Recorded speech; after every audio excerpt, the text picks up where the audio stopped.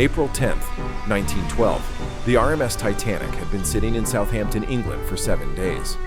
At 6 a.m., Thomas Andrews, the ship's designer, and 9 other Harland and Wolff employees boarded the ship to monitor operation. J. Bruce Ismay, the White Star Line managing director, arrived at 9:30 a.m. Around that time, boat trains carried passengers from London's Waterloo Station directly to the docks.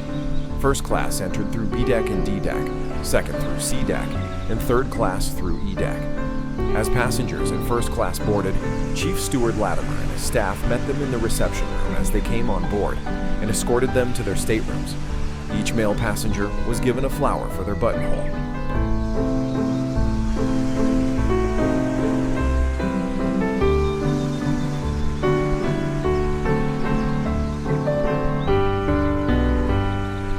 Longshoremen loaded 12 cases of ostrich plumes, 300 cases of shelled walnuts, 25 cases of sardines, 4 cases of straw hats, 63 cases of champagne, 3 cases of tennis balls, 1 case of cheese, 1 case of velvet, 4 packages of hairnets, 1,196 bags of potatoes, 2 barrels of mercury, 25 cases of olive oil, and 2 grandfather clocks. The most expensive thing loaded into the cargo was the Rubaiyat of Omar Khayyam, a book adorned with 1,050 stones, sold for $2,225.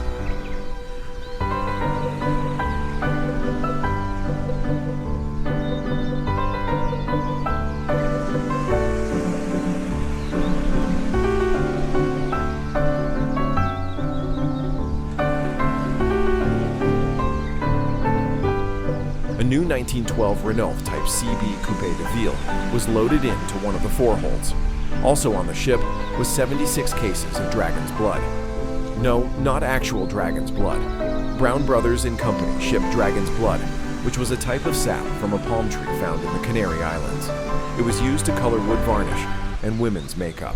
The ship was equipped with 75,000 pounds, or 34 kilograms of fresh meat, 11,000 pounds, or 5,000 kilograms of fish, 7,500 pounds, or 3,400 kilograms of bacon and ham, 40,000 eggs, 2,500 pounds, or 1,100 kilograms of sausages, and so on.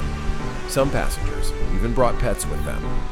On board was a Pomeranian, a Pekingese called Sun Yat-sen, a Chow Chow, an Airedale Terrier named Kitty, a champion French bulldog named Gaiman de Picombe, and a small dog named Frou Frou.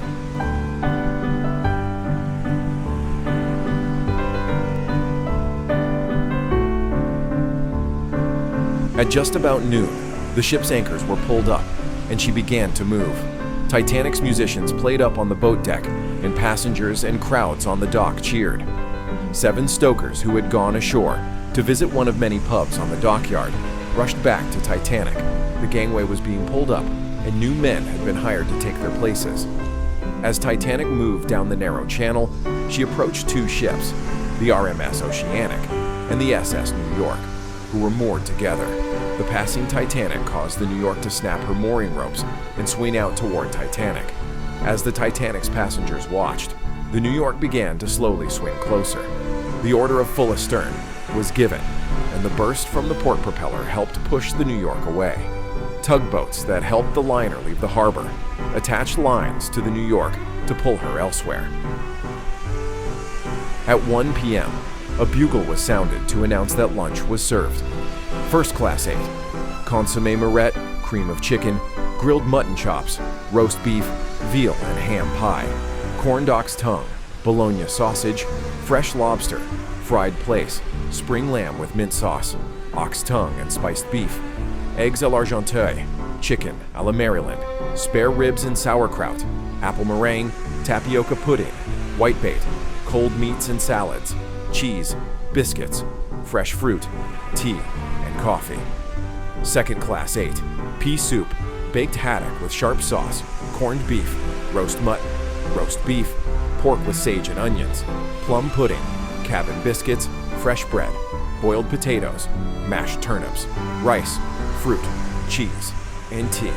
And third class ate rice soup, fresh bread, cabin biscuits, corned beef, roast beef, vegetable stew, sweet corn, boiled potatoes, green peas, plum pudding with sweet sauce, oranges, apples, and tea.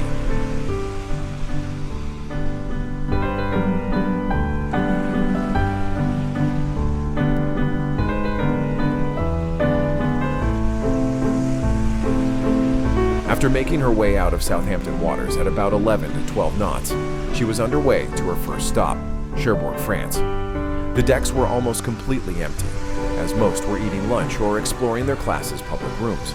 Some were unpacking and settling into their cabins. It was about 60 degrees Fahrenheit, or 15.6 Celsius, and a wind chill from the southwest at about 15 knots. This all took about 4.5 hours total.